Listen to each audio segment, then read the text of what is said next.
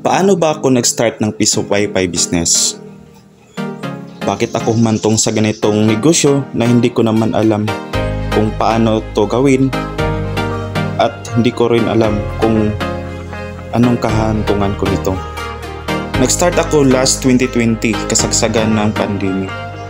So nag-start ako ng piso net business talaga. Ito yung modem na unang gamit ko at saka yung antenna kasi wala pang fiber connection.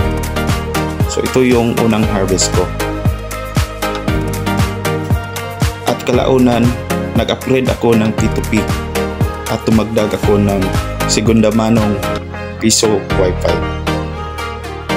At nung nakita ko yung potential income ng piso Wi-Fi business, tumagdag ako ng isang segunda manong window machine ulit. At nung kumita na yung window machine ko, sinubukan kong bumili ng brand yung unit.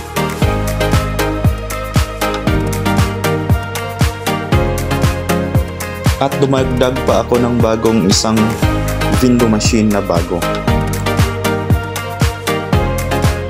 Habang padami ng padami yung window machine ko, nakikita ko rin na unti-unting lumalaki ang kita ko. Di rin madali yung pagpasok ng negosyong ito. Di lahat ng oras ay kumikita tayo.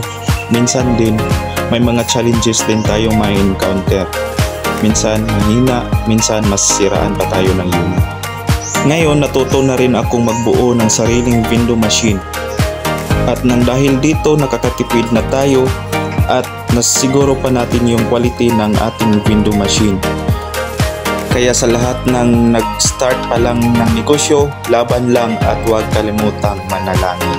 God bless!